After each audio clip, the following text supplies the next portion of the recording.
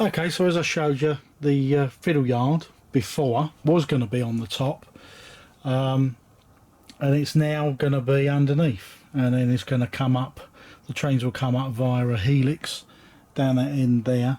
So I've made these pieces, these boards up that will go underneath, and then what I've done is I've wired them on this one. They're soldered underneath each of the pieces of track, one per road, and that's gone into the connecting block there. You've got 3, 5, 6, 7, 8, and 1, 2 and 4. That's just the way the spacing went, so there's one block per section there. So that'll be 8 roads in total for the fiddle yard, and then the feed will come in from the controller via the switching unit, which I'll show you there. So so that I can switch each road individually and bring one train out at a time. So I don't know, I'm thinking maybe should I use isolating fish plates, but when I've tried to use the fiddle yard just with the MPV there, because I'm using insole frog points, it as you will know better than me, that it does insulate from the rest of the roads, but I don't know whether I may do the insulated fish plates as well as the insole frogs. But I'll see as I go, because I'm very new to doing this switching business, and having big layouts. I only had a very small one before, as you've seen in me earlier videos, the first layout. So this is all very much a learning curve for me. So I'll just go in as I can, watching What's Neat this week, one of their videos on YouTube. I always like to have some of that in the background and that, because it does inspire me, gives me ideas. So that's what I'm doing so far, and that's that end turned over now, so that will go to the other one. I'll just put that there for now, but that's all done. That's all, they're all connected, ready to go. So I'm just going to trim off these ends so I don't catch nothing with me clothing or whatever and rip the track up. I want to keep that in nice.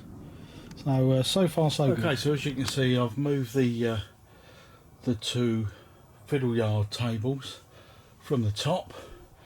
I've taken away the curved slope that was here, taken the boards out so that I can get to underneath, because this is where the helix will be underneath this, so I wanted to give myself as much access to it as possible. I've only just ordered the parts of the helix. I may need some other parts, but I've ordered the initial circle, the basin circle, and 2 more circles. But if I can show you, hopefully you can see this okay on the picture. There's the 2 tables, which I've got the adjustable feet on, which you can see there, which I did for the rest. So they've actually been levelled front to back and side to side. So what I'm going to do is fit the rest of the track with the points onto it, so that then I can mark out where the point motors will be and start doing that. It's going to be a bit of a struggle underneath there, but I have to do it under there, because the way the thing goes together, there's no way I could do it above and then fix the track together and the tables together afterwards. So yes, I'm going to do the track now and make some progress. Okay, so I apologise if it's a little bit dark looking at the image, but this is the fiddle yard now underneath.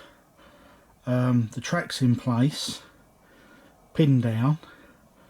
I've drilled all the holes for the point motors down there. So now it's going to be wiring up the point motors. I've got most of them. I've ordered a few more, so that's the beginning. What I wanted to ask, if maybe any of you guys, well, probably a lot of you guys more experienced than me, all of the points are install frog points. Because I'm as I've said before, quite a novice, I didn't want to attempt to try and do electro frog points. It may be down the line, but I went with install frog points. But I'm wondering whether I should, as well as having those, whether I should use insulated fish plates to help with the isolating of each road as I bring trains in and out. If any of you guys with more experience than me could maybe give me some guidance with this.